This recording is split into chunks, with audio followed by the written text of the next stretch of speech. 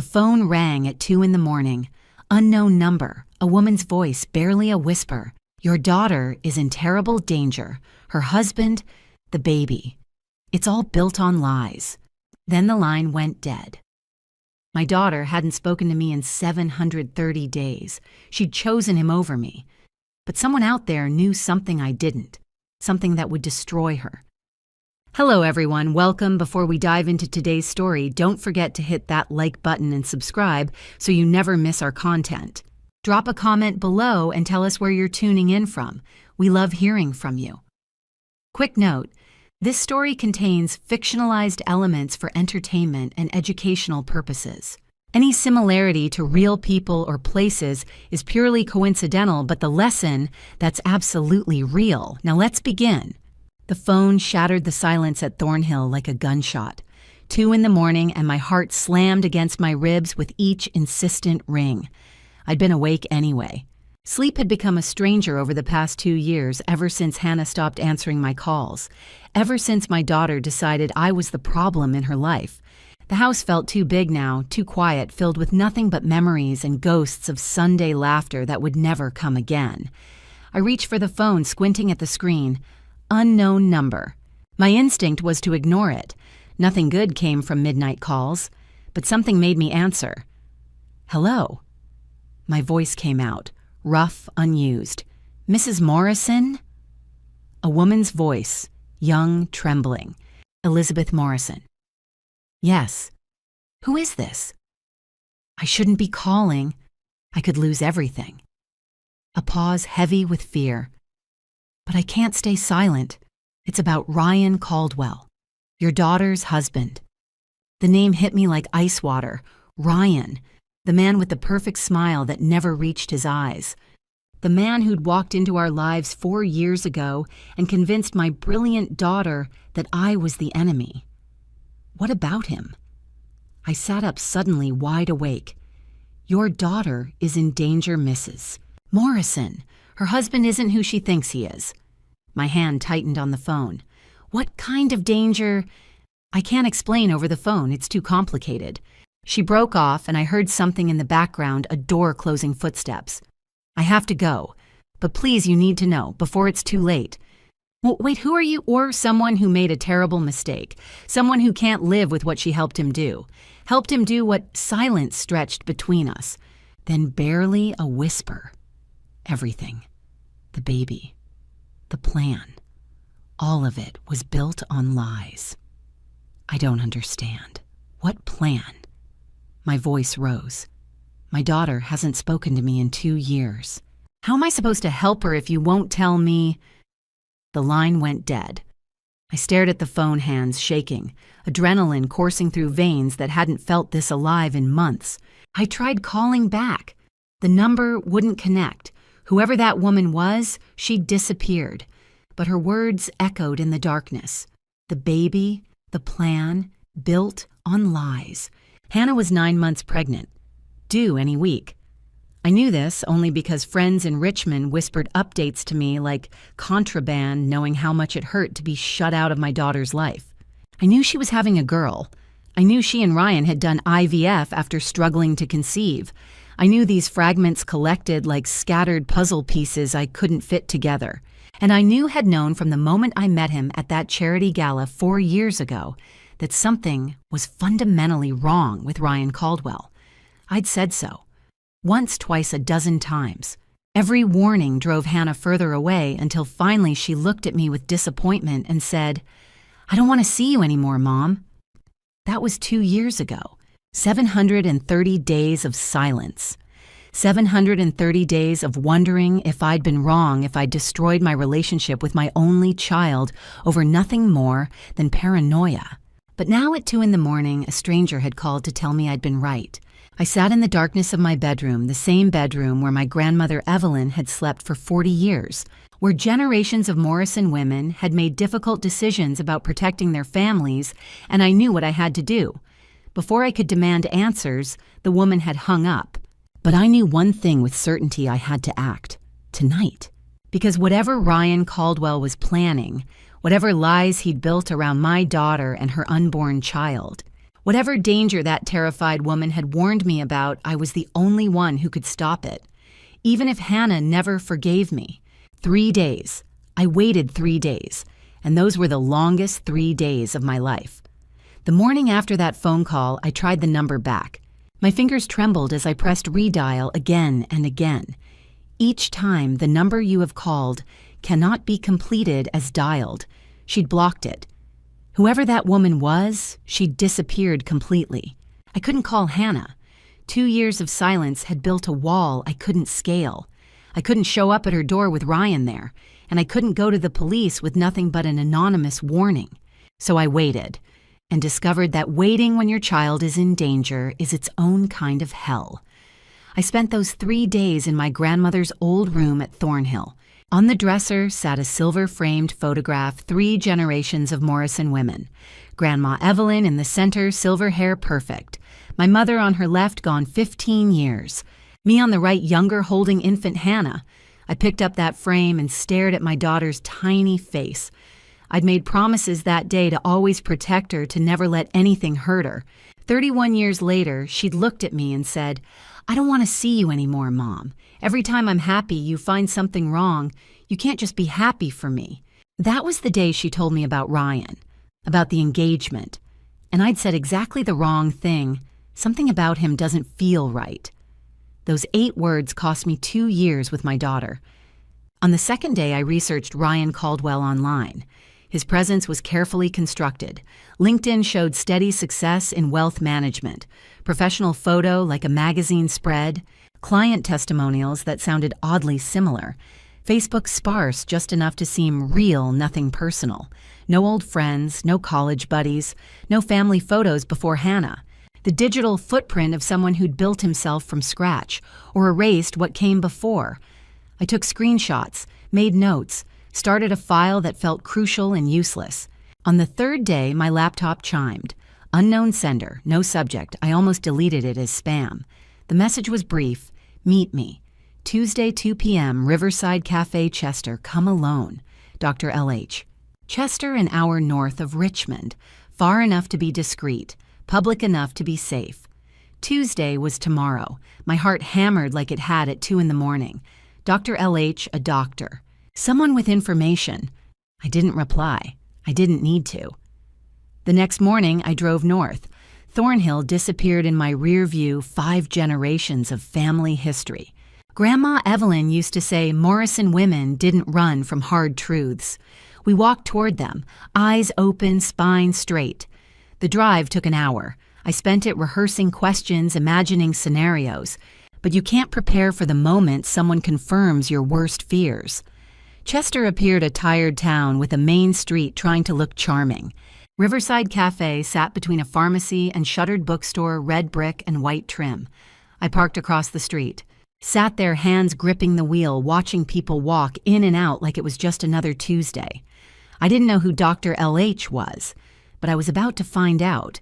Sitting in that parked car across from Riverside Cafe, hands still gripping the steering wheel, I couldn't stop my mind from drifting back. 4 years ago, I knew. The moment I saw him standing in my garden champagne in hand, I knew something was wrong. It was late April when Ryan Caldwell walked into our lives. The charity gala at Thornhill Gardens, at their peak dogwoods blooming white azaleas, exploding in coral and pink. 200 guests in cocktail attire writing checks for the Richmond Women's Shelter, the kind of event my grandmother had perfected over decades. Hannah arrived late, which wasn't unusual, but she wasn't alone. He was tall, well-dressed in a way that looked effortless, but probably wasn't. Dark hair, strong jawline, the kind of face that belonged in luxury car advertisements. And that smile, perfect, bright, practiced. But his eyes didn't match. While his mouth curved in all the right ways, his eyes were busy doing something else. Scanning, calculating, taking inventory. He looked at Thornhill Estate the way an appraiser looks at antiques. Hannah brought him straight to me, glowing. "Mom, this is Ryan Caldwell." His handshake was firm, eye contact steady. "Mrs. Morrison, what a beautiful home. Hannah's told me so much about your family. Has she—" I kept my voice pleasant. "How did you two meet?" a networking event last month. I had no idea I'd meet someone so special, or that her family had such incredible history here. There it was, from Hannah to the property in 10 seconds. Over the next hour, I watched him work the party. Questions about the estate's history, how long in the family, my grandmother's investments, land value in historic Richmond.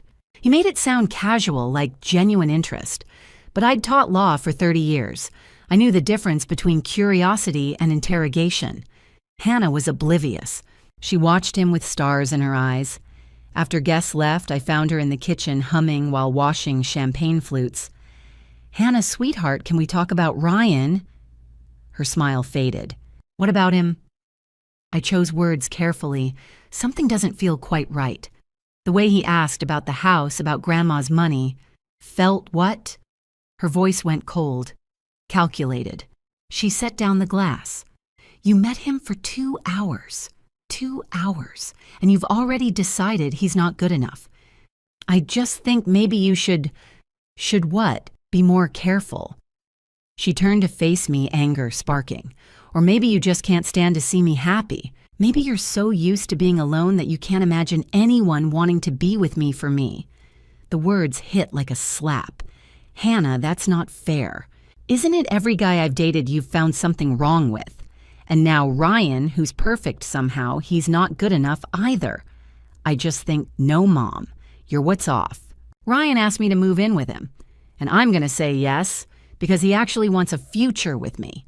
Unlike you, who just wants to keep me here alone in this big empty house where nothing ever changes." She left, drove away while I stood there, her words echoing. That was the beginning of the end of Sunday coffee, the end of phone calls, the end of being the first person she came to, within 6 months engaged, within a year married. I wasn't invited to any of it. I blinked, pulled from the memory by movement across the street. Someone had just walked into Riverside Cafe, a woman in her 40s, dark hair, looking around nervously. 4 years had passed since that night. 4 years of wondering if I'd been wrong. But I hadn't been wrong, and now I was about to prove it. 2 years. 730 days of silence. Sitting in that car, memories kept flooding back. After that night at the gala, after Hannah stormed out, I'd tried to make it right. Called her the next morning. She didn't answer. Sent flowers with an apology. She returned them. Showed up at her apartment. She wouldn't open the door. So I did what I should have done from the start. I investigated.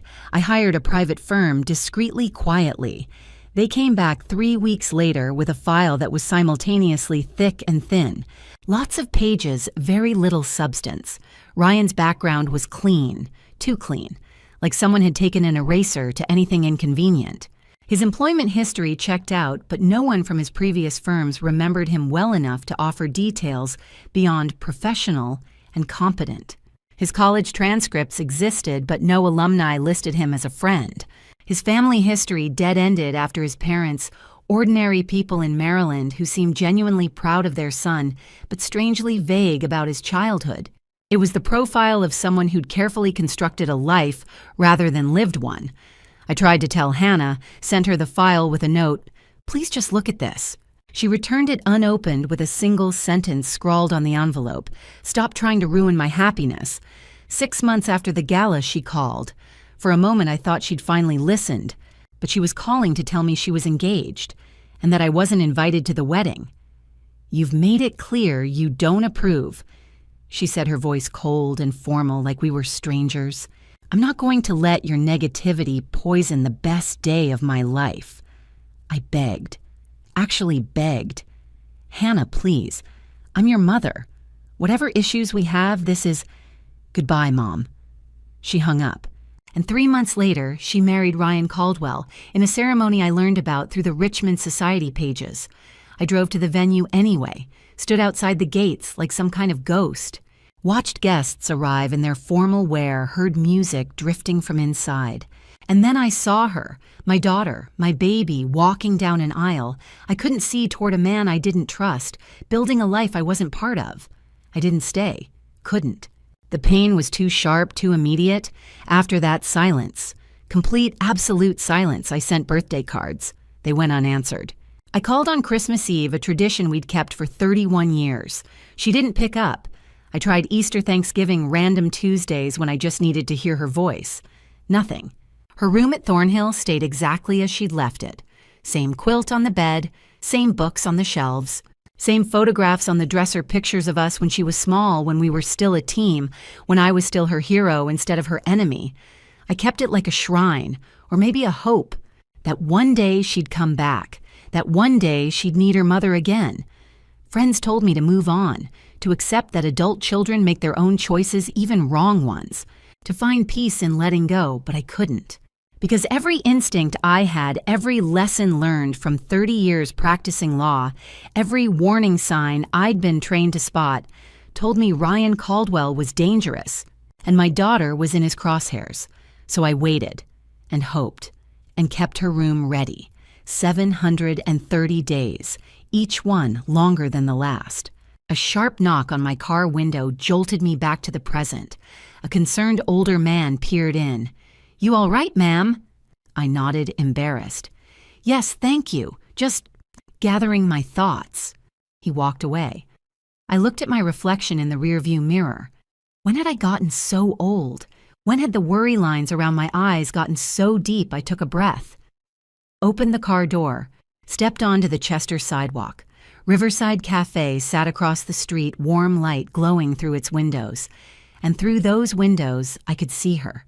A woman in her 40s, dark hair, pulled back, sitting alone at a corner table, hands wrapped around a coffee cup like she was trying to draw warmth from it.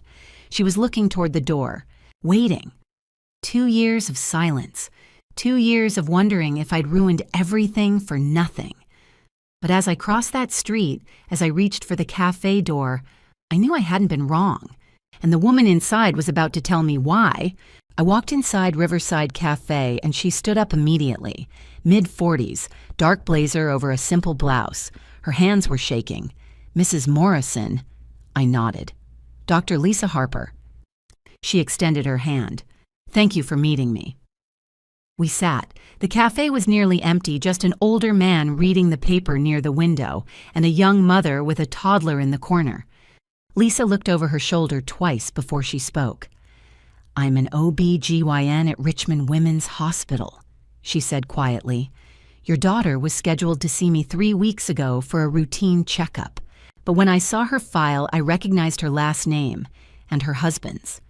I leaned forward. "You called me at 2 a.m. I'm sorry, I didn't know what else to do." Her voice cracked. "I have a younger sister, Amy Harper. She's a nurse at Richmond Fertility Specialists. That's where your daughter went for IVF." The air left my lungs. "Amy came to me 2 months ago," Lisa continued. "She was a mess. Crying, couldn't sleep. She told me she'd done something terrible, something she couldn't take back. What did she do?" Lisa pulled a folder from her bag and slid it across the table. Inside were medical documents, consent forms, lab reports. My eyes scanned the pages, but the words blurred together. "Your daughter and Ryan went through 2 rounds of IVF," Lisa said. "The first round failed. The second round used a donor, a 28-year-old graduate student named Daniel Wright. Ryan told your daughter he'd chosen Daniel because of his medical history, his education, his background. But that wasn't the whole truth." I looked up. "What are you saying?" "Ryan paid my sister $42,000 to switch the donor sample." Lisa's hands were trembling. Amy was drowning in student debt. She was desperate. Ryan found out, and he used it. He told her it was just a small change that no one would ever know. But it wasn't just about the donor, Mrs. Morrison. It was about the plan. "What plan?" Lisa leaned in, her voice barely above a whisper. "Your daughter has a prenuptial agreement. There's an infidelity clause. If she's caught in an affair, or if the paternity of the child is questioned, she forfeits $750,000 and loses claim to any family assets." My chest tightened. "Ryan's planning to demand a DNA test after the baby is born," Lisa said. "He'll claim the baby can't be his because he's infertile. The DNA test will show that the baby isn't genetically his, and he'll use that to accuse your daughter of cheating, in front of everyone, her friends, her family, the court." I felt the room spin. He's setting her up, I whispered. Yes. Lisa's eyes filled with tears. And once he destroys her reputation, he'll take everything. The inheritance from your mother, the estate, everything. I sat back trying to process it all. Ryan had spent 4 years building this, 4 years manipulating my daughter, 4 years waiting for the perfect moment to strike. Why are you telling me this? I asked. Why not go to the police? Because Amy's terrified, Lisa said. If she comes forward, she'll lose her nursing license. She could face criminal charges. And Ryan made it very clear that if she ever talked, he'd make sure she went down alone. But you're talking. Because your daughter is 9 months pregnant, Lisa said, her voice breaking. She's going to give birth any day now, and once that baby is born, Ryan's going to destroy her. I can't let that happen. I won't.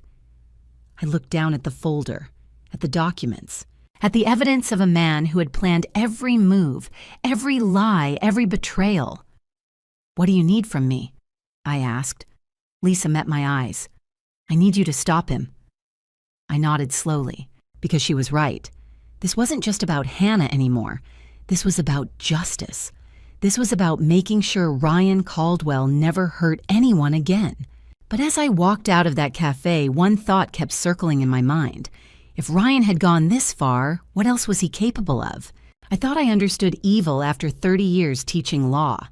I'd seen fraud cases, custody battles, men who'd lied under oath. But this was something else entirely. Lisa slid another document across the table.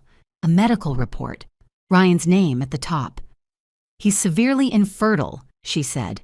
The doctors told him years ago IVF with a donor was his only option. I stared at the paper. One line stood out: sperm count, critically low motility, 0%.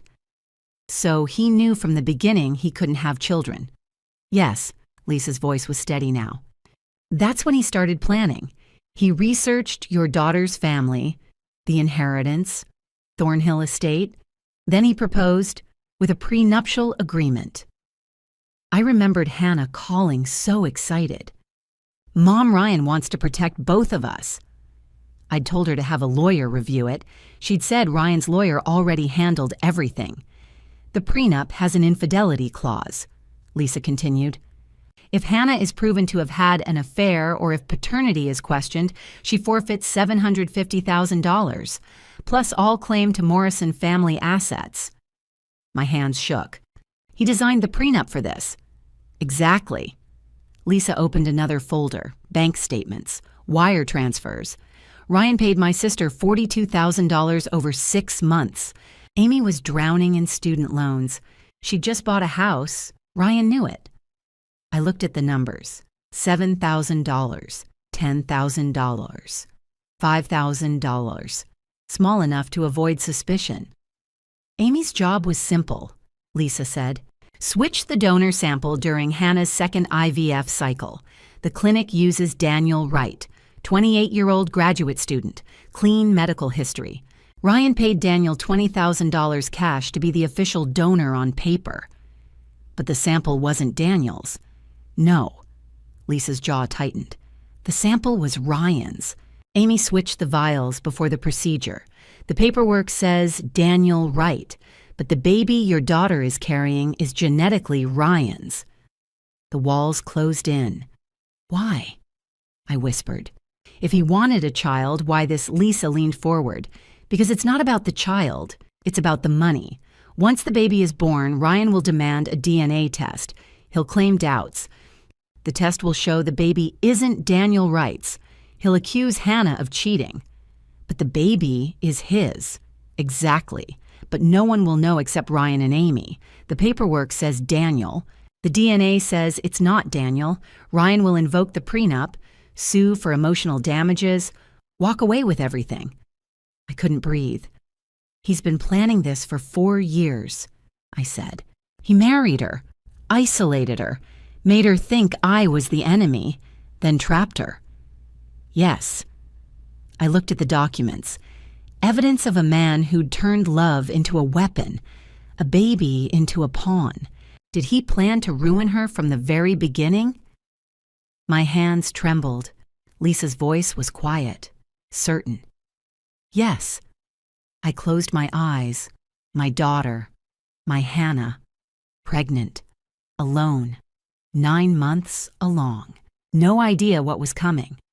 Your daughter is in her 9th month, Lisa said. His plan is almost complete. We don't have much time. I sat in my car outside Riverside Cafe for 20 minutes after Lisa left. My hands were still shaking. My mind was racing. Call Hannah. She hadn't spoken to me in 2 years. If I called now, she'd think I was interfering. She'd shut me out even more. Or worse, she'd tell Ryan. And if Ryan knew I was onto him, he'd cover his tracks. He'd move up his timeline. He'd destroy the evidence. Confront Ryan directly. That was even more dangerous. He was a man who'd spent 4 years planning this. A man who'd bribed medical staff, manipulated legal documents, and turned my daughter's pregnancy into a trap. If I confronted him without proof, he'd deny everything. He'd twist it. Make me look like the bitter mother-in-law who couldn't let go. Go to the police. With what a second-hand story from a doctor whose sister had committed fraud, they'd need evidence. Hard evidence. Bank records. Witness testimony. A paper trail. I closed my eyes and heard my mother's voice. Evelyn Morrison. She'd been gone for 5 years, but her words still echoed. When fighting wolves, Elizabeth used wisdom, not screams. Wolves are patient. They circle. They wait. And when you rush at them in anger, they tear you apart. But if you're smarter, if you're quieter, you can catch them in their own trap. I opened my eyes. I needed evidence. Real evidence. And I needed someone who knew how to find it. I pulled out my phone and dialed a number I hadn't called in years. Crawford Investigations. This is Elizabeth Morrison, I said. I need your help. 2 days later, I was sitting across from Melissa Crawford in her small office on the edge of Richmond. The walls were lined with file cabinets. A corkboard behind her desk was covered in photos, notes, red string connecting names and dates. Melissa was in her early 50s, sharp eyes, short gray hair. She'd been a detective with Richmond PD for 15 years before she went private. I'd met her once years ago when she'd worked on a case involving one of my students. Tell me everything, she said. I did. I told her about Ryan, about the IVF fraud, about the prenup, about Lisa and Amy and Daniel Wright, about the plan to accuse Hannah of infidelity and take everything. Melissa didn't interrupt. She just listened, took notes, and when I finished, she leaned back in her chair. This is personal for me, she said quietly. I looked up. I had a younger sister, Melissa continued. 10 years ago, she met a man, charming, successful. He convinced her to invest in his business, $50,000, everything she had. 6 months later, he disappeared, took the money, left her with nothing. Melissa's jaw tightened. She passed away 2 months after that. The loss destroyed her. The room was silent. I'm sorry, I whispered. Melissa shook her head. Men like Ryan Caldwell don't just hurt one person.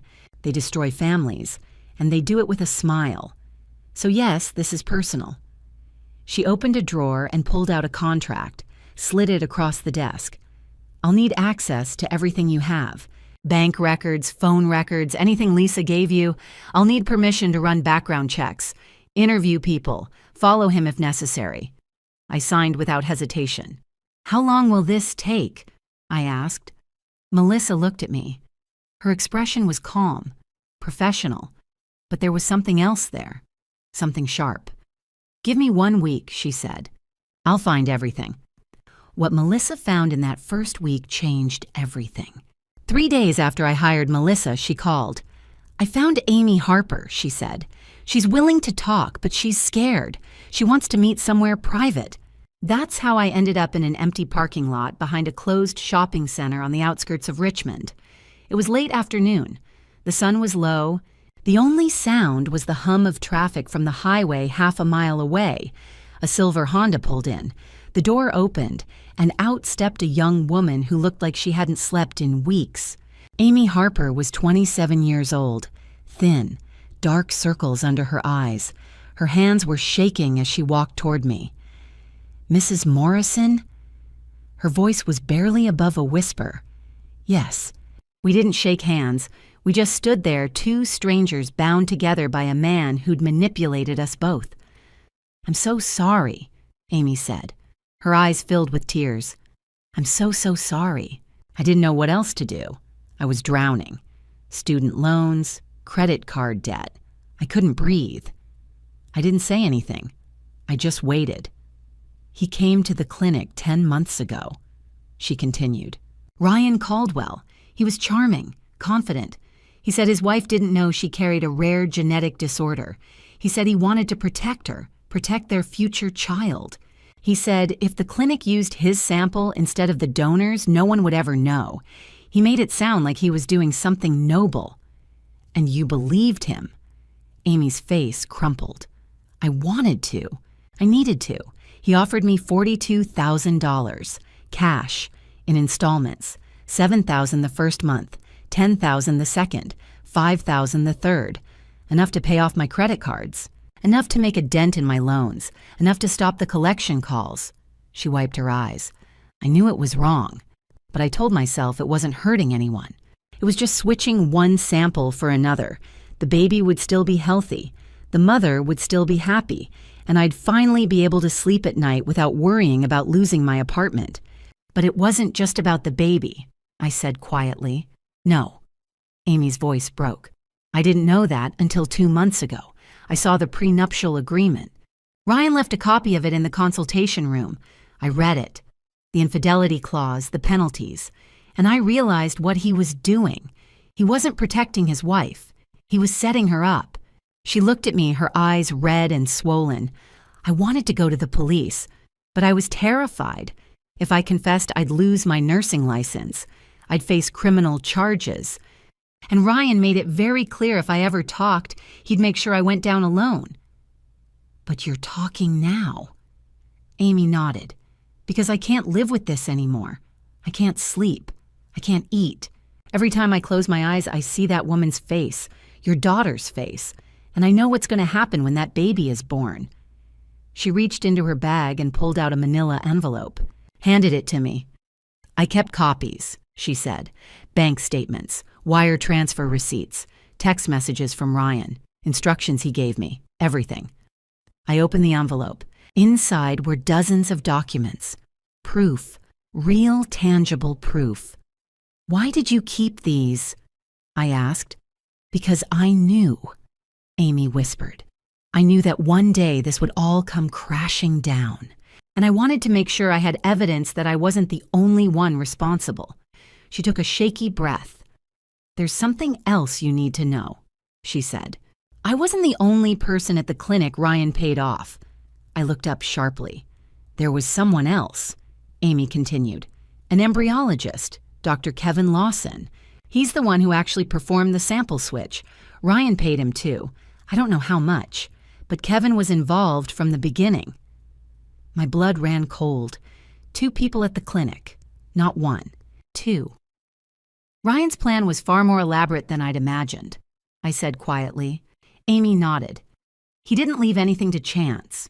1 week after I hired Melissa Crawford, she showed up at Thornhill Estate with a file folder 3 inches thick. We sat in my mother's study, the same room where Evelyn had kept her legal documents, her estate papers, her entire life organized in neat rows of filing cabinets. Now those cabinets held something else, evidence of the man who'd tried to destroy her legacy. Melissa placed the folder on the desk and looked at me. Mrs. Morrison, she said quietly, you need to prepare yourself. What I found goes far beyond the IVF fraud. I nodded. Tell me everything. She opened the folder. The first page was a bank statement, highlighted transactions, dates, amounts. Ryan Caldwell has gambling debts totaling $195,000, Melissa said. Online platforms, private creditors, some of them very dangerous people. My stomach dropped. He's been gambling for at least 3 years, she continued. Sports betting, poker, high-stakes online games. He's lost consistently, and the debts have been piling up. She flipped to the next section, more bank statements. These were different.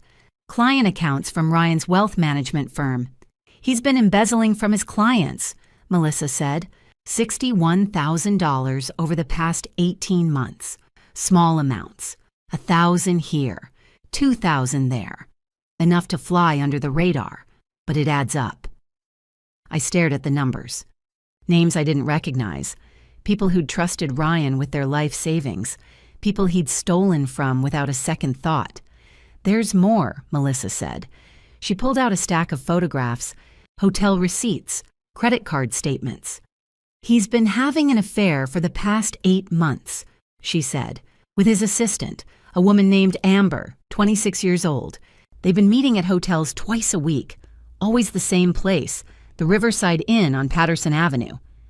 I looked at the photos, Ryan and a young blonde woman walking into a hotel, holding hands, laughing, while my daughter was home pregnant alone. Does Hannah know? I asked. No. Melissa's voice was firm. He's been very careful. He uses cash for the hotel rooms, deletes his text messages, but I was able to pull phone records. The pattern is clear. I felt the anger rising in my chest, but Melissa wasn't finished. I did a background check on Ryan, she said. He's not from Richmond. He grew up in Boston. And 5 years ago, before he moved here, he was involved in a very similar scheme. She slid another document across the desk, a police report, filed but never prosecuted. Her name is Olivia Westbrook, Melissa said. She was 32 years old, single, wealthy family. Ryan met her at a charity event. They dated for a year. He convinced her to invest $80,000 in a business venture. 6 months later, he disappeared, took the money, left her with nothing. Why didn't she press charges? She was too ashamed, Melissa said. She thought people would blame her for being naive, so she let it go, and Ryan moved on to his next target. I closed my eyes. My daughter, my Hannah, she was just another mark in a long line of victims. Is there anything else? I asked. Melissa hesitated. Then she reached into the folder and pulled out the last document, a bank statement from an offshore account. This is the scariest part, she said. I looked at the paper. Cayman Islands, an account in a name I didn't recognize, but the balance was clear, $400,000. That's Ryan's escape fund, Melissa said. He's been moving money offshore for the past 2 years, small transfers, untraceable, building up a reserve. She pulled out another document, a photocopy of a passport. The name on the passport was different, Michael Sterling, but the photo was unmistakable. Ryan Caldwell. He has a fake passport, I whispered. Melissa nodded. And a one-way ticket to Brazil, scheduled for 4 weeks after your daughter's due date. The room spun. Ryan wasn't just planning to destroy Hannah's reputation. He wasn't just planning to take her money. He was planning to disappear. Melissa pulled out another document, an airline confirmation. My eyes scanned the page, and my breath caught. Passenger name, Robert Mitchell's destination, São Paulo, Brazil, departure June 30th, type one-way, 4 weeks after Hannah's due date. I whispered. Melissa nodded. He's planned this down to the day. Hannah's due in early June. Ryan will wait for the baby to be born, demand the DNA test, invoke the prenup, take everything. Then 4 weeks later, he disappears. I stared at the confirmation. One way, no return, no plan to ever come back. He's not just ruining her, I said. He's abandoning her with nothing while he lives off $400,000. Exactly, and we need help. Melissa pulled out her phone.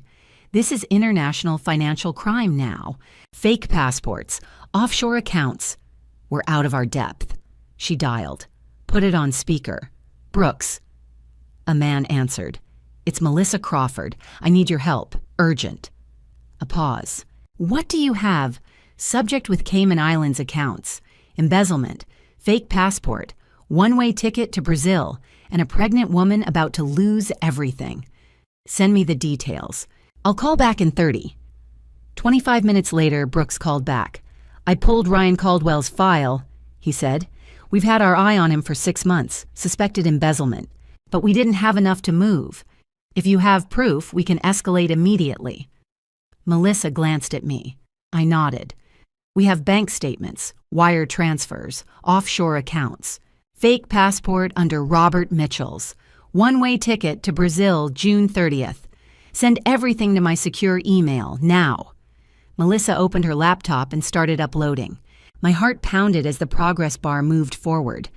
Agent Brooks, I said, leaning toward the phone.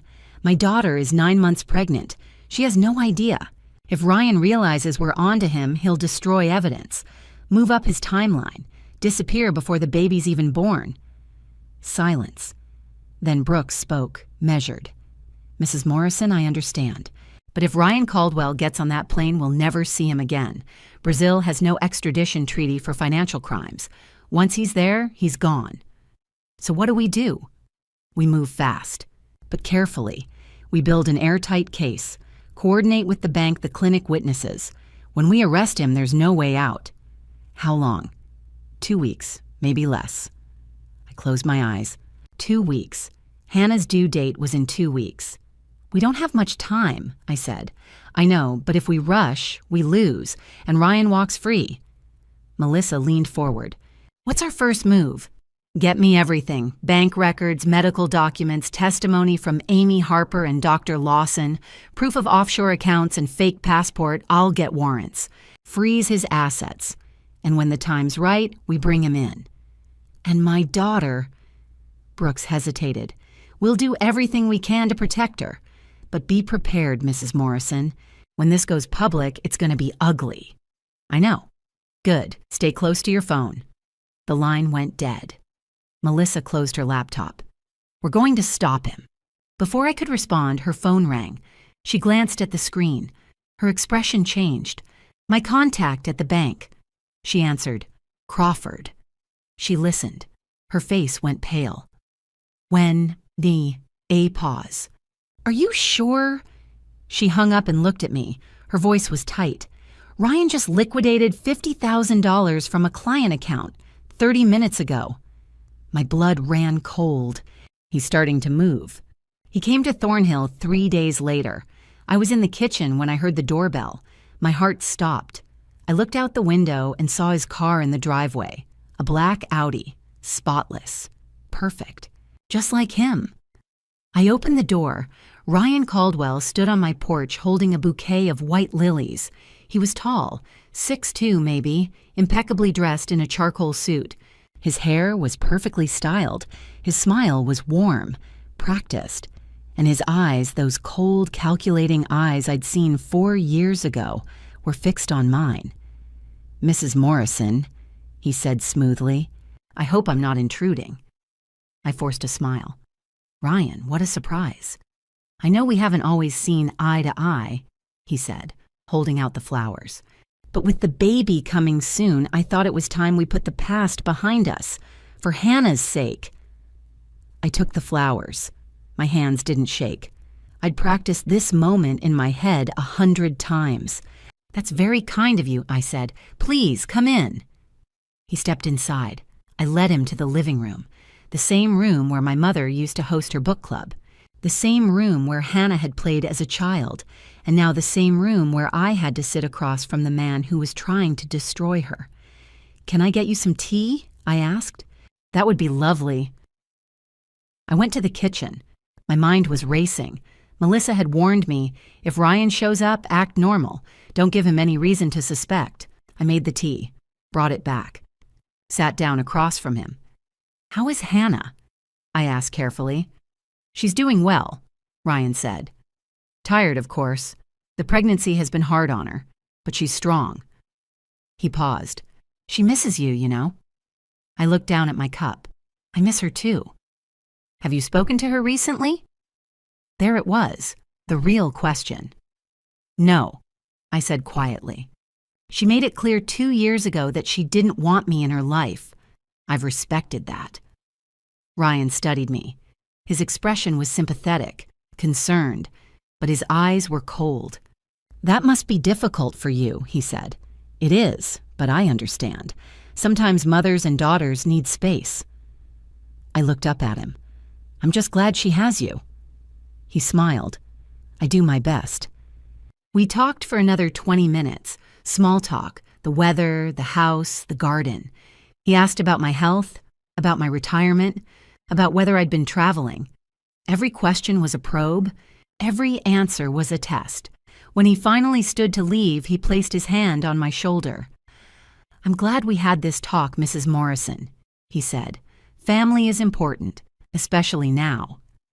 I agree. He left. I watched his car pull out of the driveway, and then I locked the door and collapsed against it. My phone buzzed. "Melissa, stay there. I'm coming over, now." Melissa arrived 15 minutes later with a small black device. She moved through the house methodically. Living room, kitchen, hallway, my mother's study. Every few minutes, the device beeped. "Here," she said, pointing to a vent in the living room. She unscrewed the cover. Inside was a tiny microphone no bigger than a button. She found another one in the kitchen, behind the coffee maker. Another in my study, inside the lamp on my desk. By the time she was finished, she'd found 6 devices. Melissa's face was grim. "These are professional grade. They've been here at least a week, maybe longer." My stomach dropped. "He's heard everything," I whispered. Melissa nodded. "Every conversation with Dorothy, with me, with Amy, with Agent Brooks. He knows we're on to him." I sat down, my hands shaking. "Then why did he come here?" I asked. "Why pretend?" Melissa looked at me. Her expression was dark. "Because he's playing a game, and he wanted you to know he's winning." We met at Dorothy Fleming's office the next morning. Her law firm was in downtown Richmond, a restored Victorian building with tall windows and mahogany furniture. Dorothy was in her late 50s, gray hair pulled back in a tight bun, sharp eyes behind wire-rimmed glasses. She'd been practicing family law for 30 years. "Listening devices," Dorothy said, leaning back in her chair. "That changes everything." Melissa nodded. "He knows we're investigating him. He knows about Amy, about the offshore accounts, about the FBI. So why hasn't he run?" I asked. Dorothy looked at me. "Because he thinks he's still in control. He thinks knowing our plan gives him the advantage. Agent Brooks, joining us by phone, spoke up. We can use that." "How me?" I asked. "We feed him false information," Brooks said. "You go back to Thornhill. You have a conversation knowing he's listening. You say the evidence isn't strong enough, that the FBI can't move without more proof, that you're considering giving up. Make him think he's won," Melissa added. Dorothy nodded slowly. "And while he's relaxing, we move forward with the real plan." "Which is?" I asked. Dorothy pulled out a calendar. "Hannah's baby shower is scheduled for next Saturday, 2 weeks from now. 50 guests, at Thornhill Estate."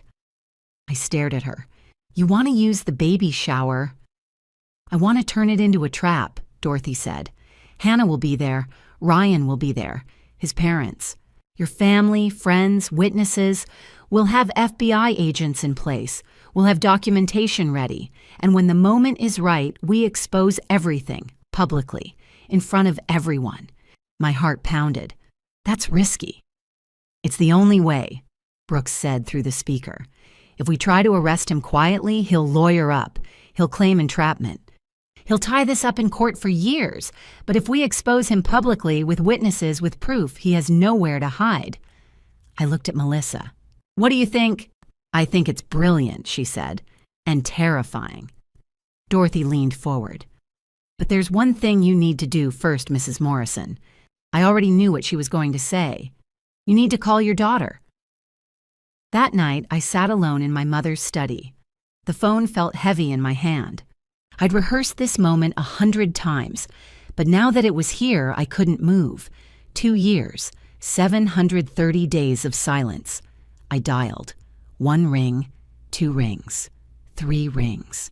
Then Mom. Her voice, my daughter's voice, cautious, uncertain, but underneath it all, hope. "Hannah?" I whispered. There was a long pause. "I didn't think you'd ever call." She said quietly, "I know, I'm sorry, I shouldn't have waited so long. No, Her voice broke. "I shouldn't have shut you out." I closed my eyes. Tears were already falling. "Sweetheart, I need to talk to you," I said carefully. "Please don't hang up." Another pause, longer this time. About what? I couldn't tell her. Not yet. Not over the phone. Not when Ryan might be listening. "About us," I said. "About the baby. About everything. Can we meet, just the two of us?" Silence. Then so quietly, I almost didn't hear it. "I miss you, Mom." And I started to cry. We met at a small cafe near the river 2 days later. I arrived early, sat by the window, watched the water, and then I saw her, Hannah, my daughter, 9 months pregnant, her belly round and full. She wore a loose blue dress and moved carefully, one hand on her lower back. Her hair was longer than I remembered. Her face was fuller. But her eyes, those were the same eyes I'd looked into the day she was born. She saw me, stopped, and for a moment we just stared at each other. Then she walked toward me, slowly, and when she reached the table, she sat down across from me and started to cry. "I'm so sorry, Mom," she whispered. "I'm so sorry." I reached across the table and took her hand. "You don't have to apologize." "Yes, I do." Her voice broke. "I said terrible things. I shut you out for 2 years. And you were right. You were right about everything." I squeezed her hand. "We don't have to talk about that now." "But I need to," Hannah said. She wiped her eyes. "You tried to warn me, and I didn't listen. I thought you were jealous. I thought you couldn't stand to see me happy, but you were just trying to protect me." I wanted to tell her everything. I wanted to tell her about Ryan, about the IVF fraud, about the offshore accounts and the fake passport and the plan to destroy her, but I couldn't. Not yet. Not here. "You're my daughter," I said quietly. "I'll always protect you." We talked for an hour about the baby, about the pregnancy, about how tired she was, how scared, how excited. And then I said it. "I'd like to host your baby shower," I said carefully, "at Thornhill. It's what your grandmother would have wanted." Hannah looked up. "Mom, you don't have to." "I want to," I said. "Evelyn loved you so much. She always said that when you had children, they'd be raised knowing their roots, knowing the Morrison legacy. A baby shower at Thornhill feels right." Hannah's eyes filled with tears again. "Ryan wanted to keep it small, just a few people. He said big gatherings are stressful." "I understand," I said, "but this is your first child. It should be celebrated. And Thornhill has the space. The garden. We can invite your friends, your family, make it a real celebration." Hannah hesitated. Then she nodded. "Okay, I'd like that." The next 5 days were a blur. Dorothy finalized the legal documents, restraining orders, arrest warrants, asset freezes, everything ready to execute the moment Ryan was exposed. Agent Brooks coordinated with local police. Plainclothes officers would be stationed around the estate. FBI agents would be inside posing as guests. Melissa confirmed the witnesses: Amy Harper, Dr. Lawson, Daniel Wright, Olivia Westbrook, all willing to testify, all ready to stand in front of 50 people and tell the truth. I sent out invitations, ordered flowers, arranged catering, made everything look perfect. Because it had to be perfect. The night before the shower, I walked through the garden at Thornhill. The roses were blooming. The oak trees were heavy with summer leaves. This was the same garden where Hannah had played as a child, where my mother had hosted her charity events, where 3 generations of Morrison women had built their lives. Tomorrow, it would all come to an end. Either Ryan would be exposed, arrested, and stopped, or he would somehow escape, and my daughter would lose everything. I stood in the center of the garden and looked up at the house. The lights were on in every window. Tomorrow those windows would be filled with guests, with witnesses, with people who would see the truth. Tomorrow everything ends, one way or another. The morning of the baby shower, Thornhill Estate looked like something out of a magazine. White tents covered the lawn, tables draped in pale blue linen, fresh flowers everywhere, roses, peonies, hydrangeas. a 3-tiered cake decorated with tiny silver booties. String lights hung from the oak trees. I stood on the porch and watched the staff move through the space. They looked like caterers, servers, but 3 of them were FBI agents. Agent Brooks was near the dessert table wearing a black vest. He caught my eye and gave a small nod. Everything was ready. By 2 o'clock, guests started arriving. Hannah's friends, colleagues, neighbors, distant cousins, women I'd known for decades, and Ryan's family. Thomas and Barbara Caldwell arrived in a silver Mercedes. Thomas was tall, gray-haired, impeccably dressed. Barbara wore pearls and a strained smile. They greeted me politely, but I saw tension in their eyes. Did they know I smiled? Thanked them. Watched them walk toward the tent. Hannah arrived at 2:30 in a flowing white dress. She looked radiant. Ryan was beside her, one hand on her lower back. He smiled at everyone, shook hands, played the devoted husband to perfection. I watched him. This man who'd spent 4 years planning my daughter's destruction, who'd bribed medical staff, embezzled money, created fake identities, and now he stood in my mother's garden pretending to be a man of honor. Mrs. Morrison. Ryan walked toward me, that smooth smile on his face. Everything looks beautiful. It's what family does, I said. He looked at me for a long moment. Did he know? But his smile didn't waver. The party went on for an hour. People ate, laughed. Hannah opened presents, baby clothes, blankets, toys. She smiled, thanked everyone. Then Ryan stood up. He moved to the center of the tent, raised his hand. The crowd quieted. I want to thank everyone for being here. Ryan said, his voice warm and confident. Hannah and I are so grateful. Applause. Ryan reached into his jacket and pulled out a small box. A DNA test kit, the crowd murmured, confused. I know this might seem unusual, Ryan said, holding up the box, but I have a surprise. We're going to open this DNA test kit right here in front of all of you to celebrate this moment, to prove that this child is a gift, a blessing, a symbol of our love. He looked at Hannah. She looked confused, uncomfortable. Ryan, what are you... It's okay, sweetheart, Ryan said smoothly. I just want everyone to know how much this baby means to us. He started to open the box, and that's when I stood up. The crowd turned, 50 pairs of eyes locked on me. I walked slowly toward the center. Ryan watched me, his smile faltering. Mrs. Morrison? I didn't answer. I walked past him, picked up the microphone from the gift table, turned to face the crowd. The tent was silent. Hannah looked at me, her eyes wide, scared. I took a breath. 4 years ago, I said, my voice steady, a man walked into our lives at a charity event, and everything that's happened since that night has been part of his plan. If you're still with me at this point, drop a comment below. I want to know you're here for what happens next, because what Elizabeth is about to reveal will change everything. This next part contains some fictionalized details for dramatic storytelling, but the message, that's as real as it gets. If you're ready for the truth to come out, keep watching. If not, you can stop here, but I promise you won't want to miss this.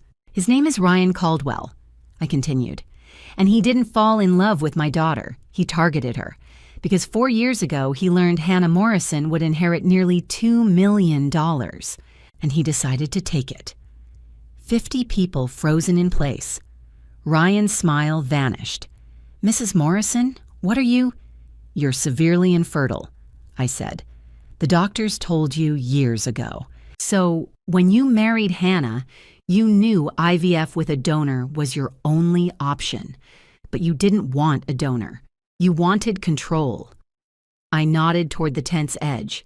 Amy Harper stepped forward, shaking, pale. My name is Amy Harper, she said, her voice trembling. I'm a nurse at Richmond Fertility Specialists. 10 months ago, Ryan Caldwell paid me $42,000 to switch donor samples during Hannah's IVF procedure. Gasps. Hannah's hand flew to her mouth. What? Daniel Wright stepped forward, 28, graduate student. I'm Daniel Wright, he said. Ryan paid me $20,000 to be listed as the donor, but I never donated. He used my name. The baby isn't mine. Whispers erupted. Ryan's face went pale. This is absurd. You have $195,000 in gambling debts, I said. You've been losing money for 3 years. Agent Brooks stepped forward with a folder. Ryan Caldwell embezzled $61,000 from client accounts over 18 months, Brooks said. A screen lit up behind me. Photos appeared. Ryan and a young blonde woman entering a hotel, holding hands. Her name is Amber, I said. Your assistant. You've been having an affair for 8 months, while your wife was pregnant. Hannah was crying. Silent tears. Another woman stood, mid-40s, elegant. My name is Olivia Westbrook, she said. 5 years ago, Ryan convinced me to invest $80,000. 6 months later, he disappeared. I was too ashamed to press charges, but not anymore. The crowd murmured. Finally. Brooks said, Ryan Caldwell has $400,000 in an offshore account in the Cayman Islands.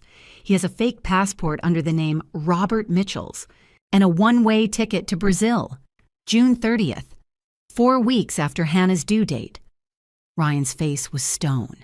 Then from the back, a voice. Stop. Thomas Caldwell stood, ashen, shaking. I knew, he said quietly. Barbara grabbed his arm. Thomas. I knew, Thomas said louder.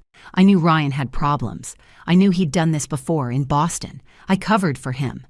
I paid off Olivia. I moved him to Richmond. I thought marriage would change him. His voice broke. I was wrong. I'm sorry.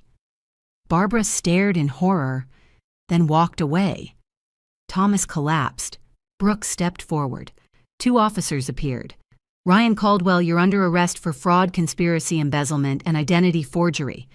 They moved toward Ryan, put handcuffs on him, led him through the crowd. As they passed me, Ryan stopped, looked at me, and for the first time I saw what was really behind his eyes. Nothing, absolutely nothing. Hannah ran to me, collapsed into my arms, sobbing. You saved me, she whispered. Mom, you saved me. I held my daughter. Safe. 2 weeks later, I sat beside Hannah in a hospital room, not because she was in labor, not yet, but because she'd asked me to come, because after 2 years of silence, we finally had time to talk. The room was quiet. Sunlight streamed through the window. Hannah sat propped on pillows, her belly enormous. I'm sorry, Mom, she said quietly, for everything, for shutting you out, for not listening. You don't have to apologize anymore, I said, taking her hand. But I do. Tears filled her eyes. You tried to warn me, and I called you jealous. I cut you out for 2 years, and the whole time you were protecting me. That's what mothers do. Hannah wiped her eyes. How did you know, I told her, about the phone call at 2 a.m, about Lisa Harper and Amy, about Melissa's investigation, about the offshore accounts and the fake passport, about the plan to disappear to Brazil. Hannah was crying. He was going to leave me with nothing. But he didn't, I said firmly, and he never will. Over the next hour, we talked about the past 2 years, about forgiveness, about healing. Then I told her the legal updates. Ryan was denied bail, I said. He's facing 12 years in federal prison, fraud, conspiracy, embezzlement, identity forgery. Hannah nodded. Dr. Lawson lost his medical license. He's serving 5 years. Amy Harper lost her license too, but she cooperated, so she received probation. And the divorce. Dorothy finalized it last week. The prenuptial infidelity clause worked in your favor. You're entitled to $750,000 in restitution, plus full custody. Your inheritance is protected. Hannah closed her eyes.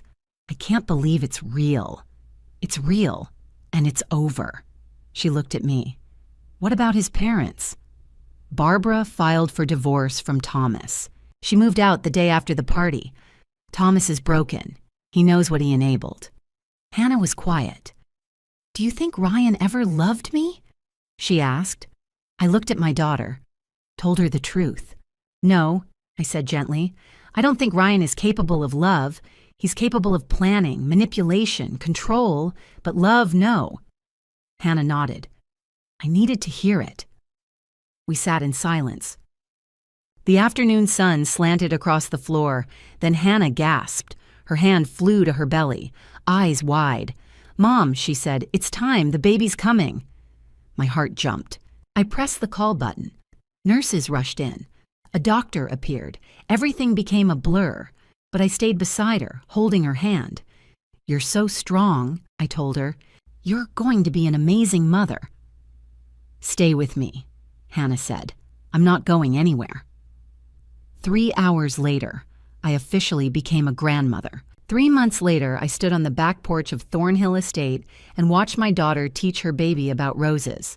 "See the petals, sweetheart," Hannah said softly, holding the baby's tiny hand near a bloom. "Your great-grandmother Evelyn planted these. She loved roses, and she would have loved you." The baby Evelyn Harper Morrison gurgled and reached toward the flower. 3 months old, dark eyes, soft brown hair, perfect. 3 generations of Morrison women, together again. It had been 3 months since the hospital, since Ryan was arrested, since everything changed. The legal aftermath was swift. Ryan pleaded guilty. 12 years in federal prison. No parole for 8. His reputation destroyed. Dr. Lawson was serving his sentence. Amy Harper was rebuilding her life, working at a grocery store, attending therapy. Thomas Caldwell had moved to Florida, alone. Barbara refused to speak to him. He'd sent Hannah an apology letter. She hadn't opened it yet. Maybe someday. But that was behind us now.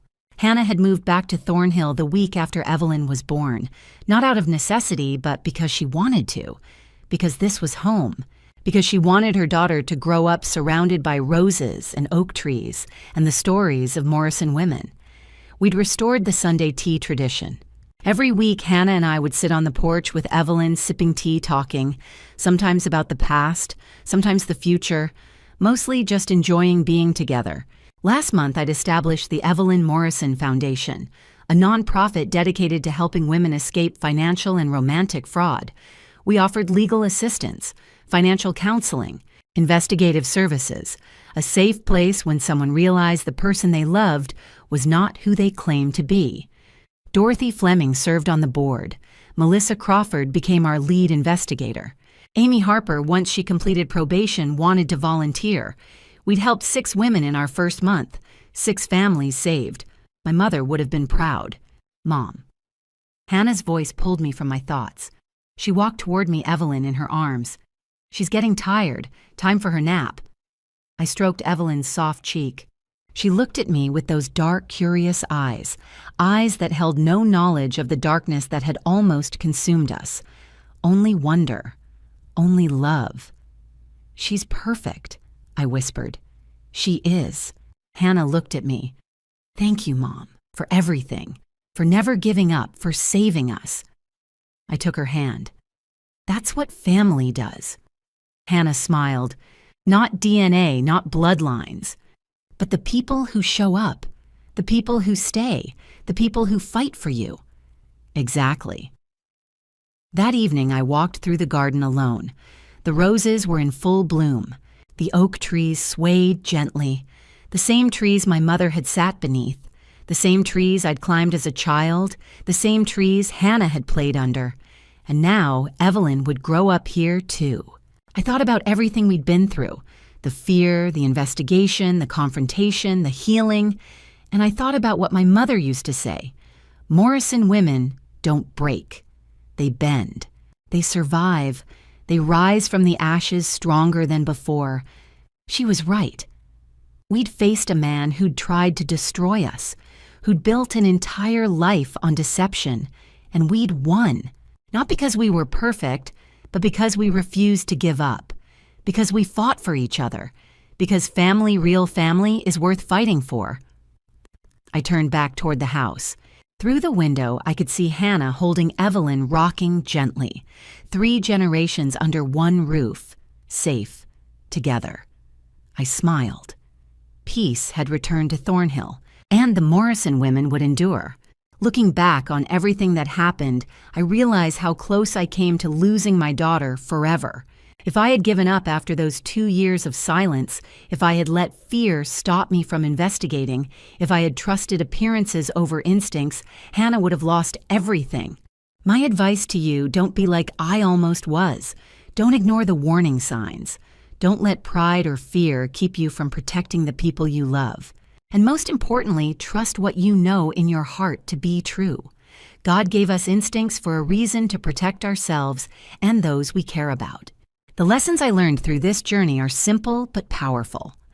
First, family drama stories like ours teach us that real love isn't about control. It's about showing up even when it's hard. Second, in the tradition of Grandma's stories passed down through generations, I learned that wisdom and patience can defeat even the most calculated deception.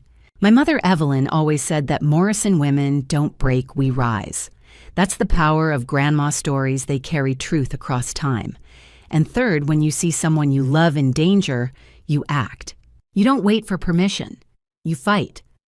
God puts people in our lives to test us and to teach us. Sometimes, as in family drama stories throughout history, those tests come in the form of wolves in sheep's clothing. But God also gives us the strength to face them. He gave me Melissa, Lisa, Amy, Dorothy, and the courage to stand up at that baby shower. Through His grace, justice was served. To anyone watching who sees themselves in Hannah's story or in mine, please don't wait. Trust your instincts. Seek help. You are not alone. If you found value in this story, please subscribe, and share it with someone who needs to hear it. These grandma stories and family drama stories are meant to be passed down to warn and protect future generations. Final note. This content contains dramatized storytelling elements for educational purposes. Some details are fictionalized, but the core lessons about recognizing financial and emotional manipulation are real. If this style doesn't resonate with you, that's okay. Please seek content that better suits your needs.